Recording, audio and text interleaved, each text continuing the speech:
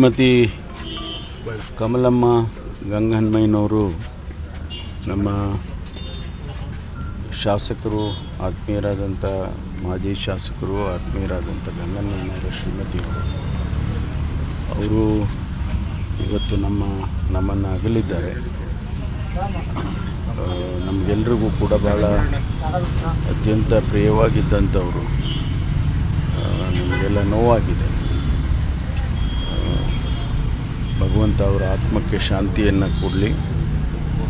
ಅವರ ಕುಟುಂಬದವರಿಗೆ ಅವರ ನಷ್ಟವನ್ನು ಭರಿಸ್ತಕ್ಕಂಥ ಶಕ್ತಿಯನ್ನು ಗಂಗಹನುಮಯ್ಯನವರಿಗೆ, ಅವರ ಮಗ ಮಾರುತಿಯವರಿಗೆ ಎಲ್ಲರಿಗೂ ಕೂಡ ಕೊಡಲಿ ಅಂಥೇಳಿ ಪ್ರಾರ್ಥನೆಯನ್ನು ಸಲ್ಲಿಸ್ತೇನೆ.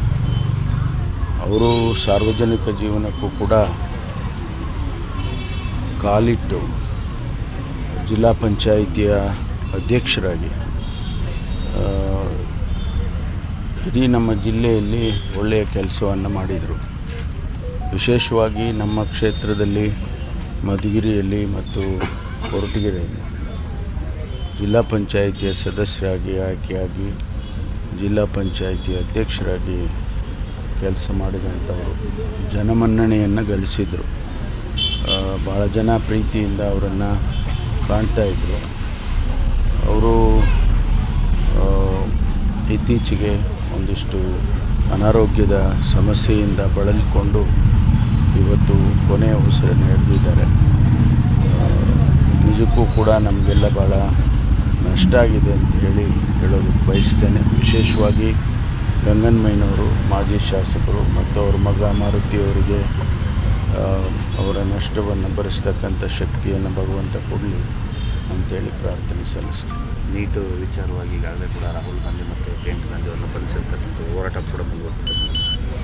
ಇಲ್ಲ, ಈಗ ಲಕ್ಷಾಂತರ ಜನ ವಿದ್ಯಾರ್ಥಿಗಳಿಗೆ ಆಗ್ತಕ್ಕಂಥ ಮೋಸ, ಅನ್ಯಾಯ, ಇದರ ವಿರುದ್ಧ ರಾಹುಲ್ ಗಾಂಧಿಯವರು ಈಗಾಗಲೇ ಧ್ವನಿಯನ್ನು ಎತ್ತಿದ್ದಾರೆ. ಇವತ್ತು ನಿನ್ನೆ ದಿವಸ ಪ್ರತಿಭಟನೆ ದೆಹಲಿಯಲ್ಲಿ ಭಾಳ ದೊಡ್ಡ ಪ್ರಮಾಣದಲ್ಲಿ ಪ್ರತಿಭಟನೆ ಆಗಿದೆ. ರಾಹುಲ್ ಗಾಂಧಿಯವರನ್ನು ಮತ್ತು ಶ್ರೀಮತಿ ಪ್ರಿಯಾಂಕಾ ಗಾಂಧಿ ವಾದ್ರಾ ಅವರನ್ನು ಅರೆಸ್ಟ್ ಮಾಡಿದರು. ಅದು ಸಿಂಬಾಲಿಕ್ಕಾಗಿ ನಾವು ಏನು ಹೆಚ್ಚು ಪ್ರತಿಭಟನೆಯ ಸ್ವರೂಪ ಕಾನೂನಿಗೆ ವಿರುದ್ಧವಾಗಿ ಏನೂ ನಡೆದಿಲ್ಲ. ಆದರೆ ರಾಹುಲ್ ಗಾಂಧಿಯವರ ಧ್ವನಿಯನ್ನು ಅಡಗಿಸೋದಕ್ಕೆ ಈ ಪ್ರಯತ್ನಗಳನ್ನೆಲ್ಲ ಕೇಂದ್ರ ಸರ್ಕಾರ ಮಾಡ್ತಾ ಇದೆ ಅನ್ನೋದು ಕಾಣಿಸ್ತಾ ಇದೆ. ಈ ಪ್ರತಿಭಟನೆ, ಈ ಧ್ವನಿ ಮುಂದುವರಿಯುತ್ತೆ ಅಂತ ಹೇಳೋದಕ್ಕೆ ಬಯಸ್ತೇನೆ. ಸಂಪುಟ ವಿಸ್ತರಣೆ ಈಗ ಹೋಗಿದ್ದಾರೆ ನಮ್ಮ ಮುಖ್ಯಮಂತ್ರಿಗಳು ಶಿವಕುಮಾರ್ ಅವರು ಮತ್ತು ಅಧ್ಯಕ್ಷರು ಹರಿಪ್ರಸಾದ್ ಅವರು, ಮಾಜಿ ಮುಖ್ಯಮಂತ್ರಿಗಳು ಸಿದ್ದರಾಮಯ್ಯನವರು ಎಲ್ಲರೂ ಹೋಗಿದ್ದಾರೆ. ವರಿಷ್ಠರ ಜೊತೆ ಚರ್ಚೆ ಮಾಡಿ ಅವರ ಅನುಮತಿಯನ್ನು ತೆಗೆದುಕೊಂಡು ಬಂದು ನಂತರ ಮಾಡ್ತಾರೆ. ಶುಕ್ರವಾರ ಆಗೋದು ಅದು ನೋಡಬೇಕು. ಈಗಿನ ಬೆಳವಣಿಗೆ ಮಧ್ಯೆ ಆಗುತ್ತಾ ಅಂತ ಹೇಳಿ ಅದನ್ನೇ ನೋಡಬೇಕು. ಯಾವುದು ಯಾವ ರೀತಿ ಬೆಳವಣಿಗೆ ಆಗುತ್ತೆ ಅನ್ನೋದು ಬಹುಶಃ ಮಧ್ಯಾಹ್ನ ಅಥವಾ ಸಂಜೆ ಗೊತ್ತಾಗುತ್ತೆ. ತುಮಕೂರಿಗೆ ಮತ್ತೊಂದು ಸಚಿವ ಸ್ಥಾನ ಕೊಡಬೇಕು ಅನ್ನುವಂಥದ್ದು ಕೂಗಿರ್ತಕ್ಕಂಥದ್ದು ಕೊಡಬೇಕು ಅಂತ ನಾನು ಹೇಳಿದ್ದೇನೆ. ಯಾಕೆಂದ್ರೆ ನಮ್ಮ ಜಿಲ್ಲೆ ದೊಡ್ಡ ಜಿಲ್ಲೆ. ಮೊದಲು 13 ಕ್ಷೇತ್ರ ಇತ್ತು, ಈಗ 11 ಕ್ಷೇತ್ರ ಇದೆ. ಹಾಗಾಗಿ ದೊಡ್ಡ ಜಿಲ್ಲೆ, ಮತ್ತೊಂದು ಸಚಿವ ಸ್ಥಾನ ಕೊಡಿ ಅಂತೇಳಿ ನಾನು ಕೂಡ ಹೇಳಿದ್ದೇನೆ. ಅದು ಹೇಗೆ ಅವರು ಮಾಡ್ತಾರೆ ನೋಡಬೇಕು. ರಾಹುಲ್ ಗಾಂಧಿ ಅವರು ಮೋದಿಯವರೇ ರಾಜೀನಾಮೆ ಕೊಡಬೇಕು, ಇದಕ್ಕೆ ಅವರೇ ಜವಾಬ್ದಾರಿ ಅಂತ ಹೇಳ್ತಾರೆ. ಇದು ಸತ್ಯ? ಜವಾಬ್ದಾರಿ ಸ್ವಾಭಾವಿಕವಾಗಿ ಜವಾಬ್ದಾರಿ ಇದ್ದಾಗ ಆ ಮಾತನ್ನು ಹೇಳ್ತಾರೆ. ಈಗ ಧರ್ಮೇಂದ್ರ ಪ್ರಧಾನ್ ಅವರು ಖಾತೆಯನ್ನು ವಹಿಸ್ಕೊಂಡಿದ್ದಂಥವ್ರು, ಅವರ ಜವಾಬ್ದಾರಿ ಇದನ್ನೆಲ್ಲ ನೋಡಬೇಕಾಗಿದೆ. ಅದಕ್ಕೋಸ್ಕರ ಅವರ ರಾಜೀನಾಮೆಯನ್ನು ಕೇಳ್ತಾ ಇದ್ದಾರೆ.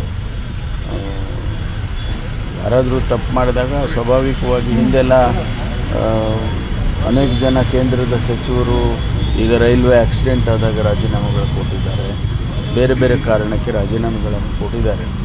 ಕೇಳೋದು ಸ್ವಾಭಾವಿಕ. ಸರ್, ಬರೋದು ವಿಚಾರವಾಗಿ ನೀವು ಸಭೆಯನ್ನು ಕೂಡ ಮುಂದುವರಿಸಿರ್ತಕ್ಕಂಥ ನಿಮ್ಮ ಪ್ರವಾಸ. ಅದೇ ನಾನು ಇವತ್ತು ಚಿಕ್ಕಬಳ್ಳಾಪುರ ಮತ್ತು ಕೋಲಾರಕ್ಕೆ ಭೇಟಿ ಕೊಡ್ತಾ ಇದ್ದೀನಿ. ಶನಿವಾರ 25ನೇ ತಾರೀಕು ನಾವು ಚಿತ್ರದುರ್ಗದಲ್ಲಿ ಬೆಂಗಳೂರು ವಿಭಾಗದ ಪರಿಶೀಲನೆಯನ್ನು ಮುಖ್ಯಮಂತ್ರಿಗಳು ನಾನು ಮಾಡ್ತೇವೆ. ಈಗಾಗಲೇ ಬೆಳಗಾಂ, ಗುಲ್ಬರ್ಗ ಡಿವಿಷನ್ಸ್ ಮಾಡ್ಕೊಂಡು ಬಂದಿದ್ದೇವೆ. ಆನಂತರ ಮೈಸೂರು ಡಿವಿಷನ್ನು ಕೂಡ ಮಾಡ್ತೇವೆ. ಪರಿಸ್ಥಿತಿ ಭಾಳ ಗಂಭೀರವಾಗಿದೆ. ಬರದ ಛಾಯೆ ಭಾಳ ದೊಡ್ಡ ಪ್ರಮಾಣದಲ್ಲಿ ಕಾಣಿಸ್ತಾ ಇದೆ. ಅದಕ್ಕೆ ನಾವು ಕೇಂದ್ರ ಸರ್ಕಾರವನ್ನು ಕೂಡ ನಮಗೆ ಸಹಾಯ ಹಸ್ತ ನೀಡಬೇಕು, ಹಣ ಕೊಡಬೇಕು ಮತ್ತು ಕೆಲವು ನಿಯಮಗಳನ್ನು ಸಡಿಲ ಮಾಡಬೇಕು ಅಂತೇಳಿ ನಾನು ಕೂಡ ಪತ್ರ ಬರೆದಿದ್ದೇನೆ ಮತ್ತು ಮಾನ್ಯ ಮುಖ್ಯಮಂತ್ರಿಗಳು ಕೂಡ ಬರೆದಿದ್ದಾರೆ. ಈಗಾಗಲೇ ನಾನು ಮಾನ್ಯ ಪ್ರಧಾನಮಂತ್ರಿಗಳಿಗೆ ಪತ್ರ ಬರೆದಿದ್ದೇನೆ. ನ್ಯಾಷನಲ್ ಡಿಸಾಸ್ಟರ್ ಅಂತ ಹೇಳಿ ನೀವು ಅದನ್ನು ಘೋಷಣೆ ಮಾಡಬೇಕು.